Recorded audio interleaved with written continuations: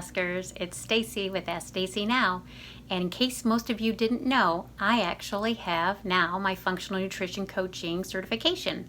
And so what that means is that I'm able to give people some nutrition counseling about what the root cause of their symptoms are. But I really wanted to focus in depth on myself because, you know, we all kind of eat badly, and I've gotten kind of in a rut where being at home and social distancing, unfortunately, I'm not eating the way I should be. And the exact opposite of what most people are doing, I'm actually deciding not to eat. I get so busy that I actually forget to eat. And I know that sounds kind of funny. I used to actually hate people that said that, you know, oh, I forgot to eat. And I think, who forgets to eat? I love food. But I actually do. I get so busy that I forget to eat, and I forget to drink water. And so next thing you know, I've spent the entire day kind of snacking around and drinking an entire cup of coffee, and that'd be all of my hydration.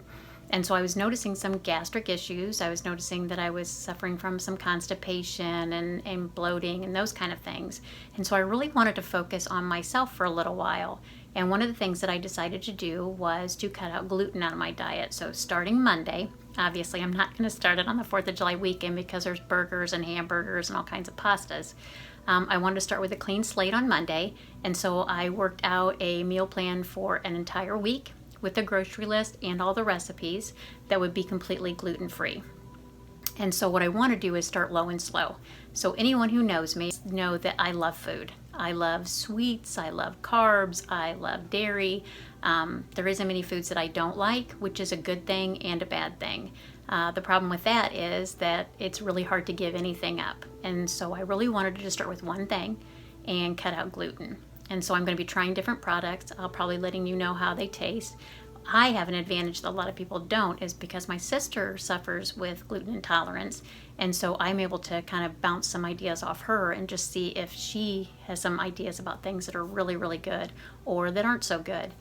So I'm going to be trying that. And the other thing that I noticed is when I wasn't drinking enough, and so I'm really going to try to increase my hydration.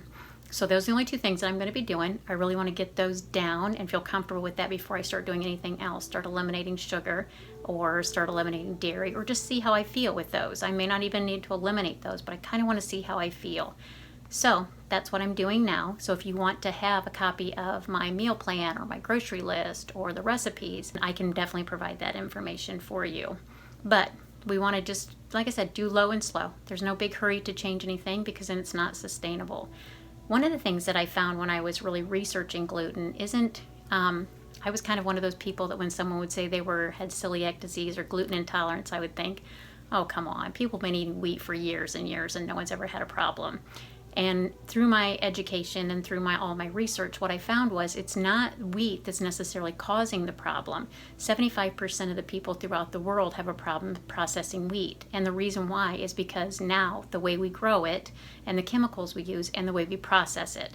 And I started noticing that I was, suffering kind of some constipation and bloating, like I said. And so I thought, maybe I'll just start being very mindful when I eat gluten to see how I feel. And I started noticing a lot of those things. So I thought, how hard would it be now with all of the things that we have that are gluten-free to start supplementing or substituting some gluten-free items in for the regular. And to me, it would just be easier just to go gluten-free altogether.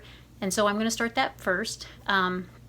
But one of the other things that I found was gluten is a huge indicator in kids that have ADD, ADHD, and also some schizophrenia behaviors can be caused by gluten.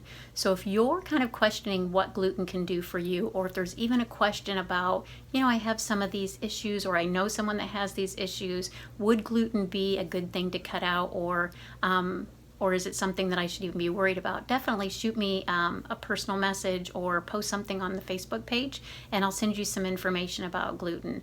But like I said, one thing at a time, nothing big. We just want to start slow so that way we can sustain it. And if we find that it is a good improvement, that we can actually continue that in our lifestyle. So like I said, as I start doing things, I'm going to be letting you know. And if you're interested in doing this too, definitely let me know. But I really appreciate you being on this journey with me, and I hope we can do this together. You have a great day. And if you have anything for me, you just post it down below. Have a great one. Bye-bye.